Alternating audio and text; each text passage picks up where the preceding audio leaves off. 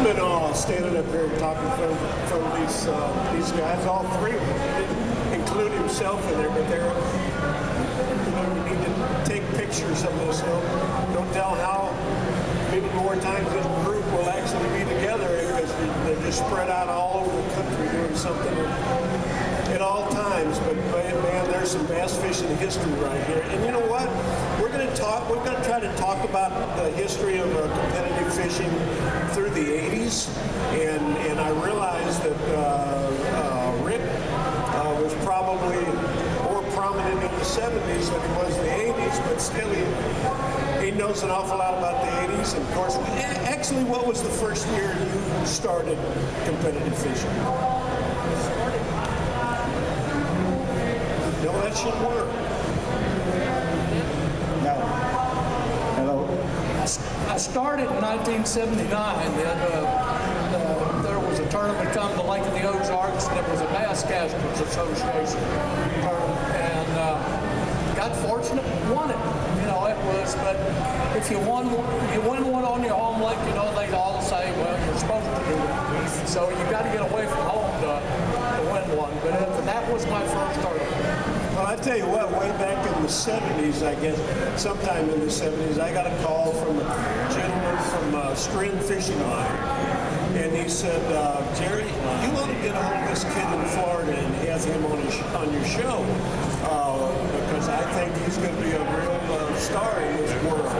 So I get lined up with Shaw, and we go float the Swanee River. Fishing stunk, didn't it? It was pretty tough. You know, you asked Guido about that, and it's pretty cool. My first BASS tournament was in 1977. And I remember Rick Clunn on the St. Johns River. Remember Roger Moore had that bright chartreuse. You were in I'm trying to remember, it was a big wide boat, Cajun, right? Was that it? Cajun boat that you used to be in? No, back then I was probably Glastron. Glastron, that's a big old Glastron boat, and you had a big jumpsuit on. I was in awe in 77 of these guys, and I was telling a guy a story the other day, because these guys are my heroes. I grew up, idolizing these guys. Because they're the best of the best. And I was a kid fishing back then, and watching these guys. But it's pretty cool, all the cool jumpsuits and the stuff they did, and watching Ricky come down to Florida. And I think that was in the 80s when you won the Classic. 77. Was that it? 77. This is it. 77. I graduated high school 74. 77. I get in the truck, my buddy and I, to go watch the Classic, because we heard, man, they delivered the boats, because back then you didn't know, right? They delivered the boats. He got down there, and I wanted to see the final day weigh-in, which was actually held in the parking lot of a motel, right? I get in the truck. It was a parking lot. I think. He's pretty close. Because they had bleachers set up, and they were doing a drive-through. And anyway, we got in the car. Now, this is pretty fun. We got in the car, 4 a.m., 3:30, 4 a.m., and we're driving with the boat behind, because we're going to go launch and watch these guys.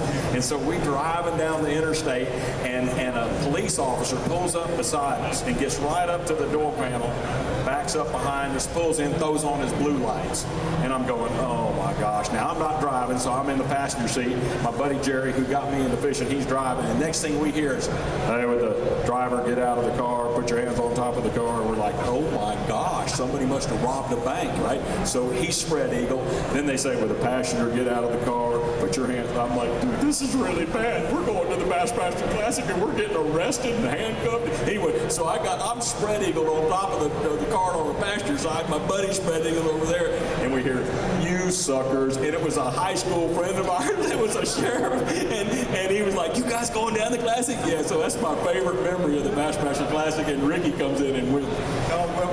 Rick, you won the 76, 77? Yeah, that was one in Gunnersville here, 76. The following year was at 77 at Lake Toho in Florida. 80?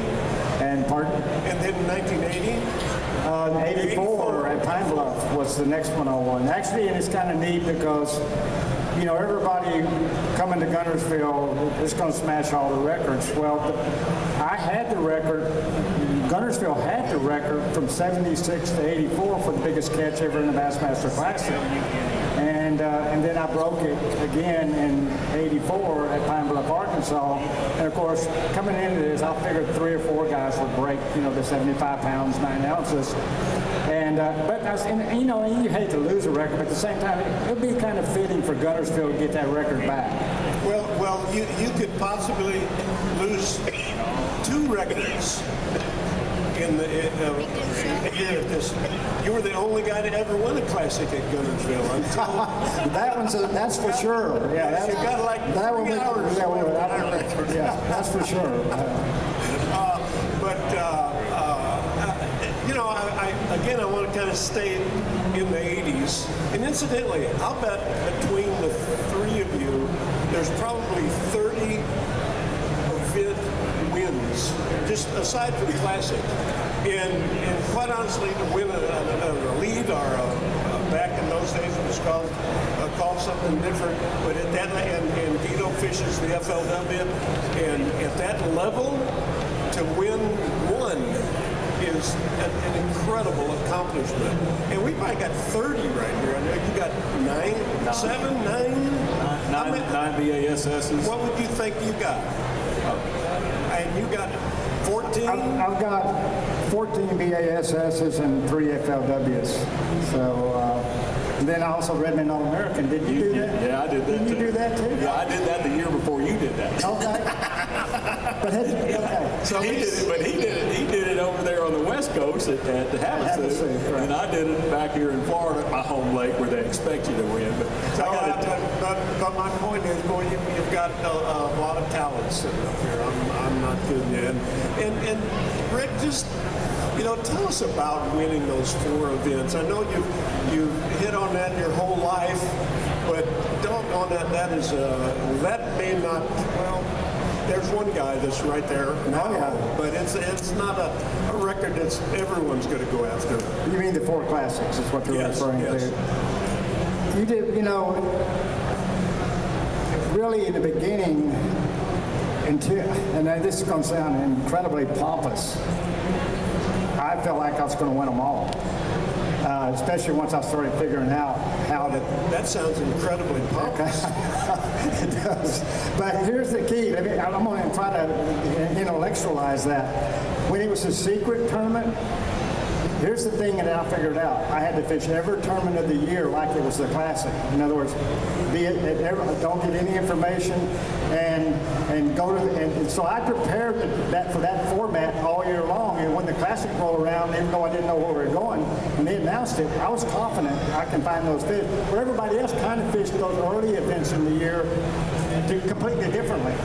And when they went to a lake or went to a lake that was a secret, they really kind of didn't feel very confident that in 1 day of practice or 2 at the most, they could figure them out if they couldn't get on the telephone or, you know, get some previous information. And so I saw, you know, I learned, because I was broke when I won the Classic in 1976. I had to hop a shotgun to get to New Orleans just to catch that airplane to the Classic. And so I was fast trying to figure out how do I get an advantage in that event. And I really realized real quick it was pretty simple. All you had to do was look at, back then the Classic was held in October. Bobby Murray won the Bassmaster Classic, the first one at Lake Mead in the backs of the canyons, ripping and spinnerbait. The next one was won by, I may have these 2 backwards, Don Butler and Percy Priest back behind the marina in the back of the creek throwing the spinnerbait. The next one was won at Clark Hill by Rayo Breckenridge in the very back of the creeks, and he was throwing multiple baits. The next one was Tommy Martin won on Wheeler, and he won it in the backs of Second and First Creek on Joe Wheeler, Alabama. So it became pretty obvious if you were going to fish the Bassmaster Classic in October, where should you be fishing?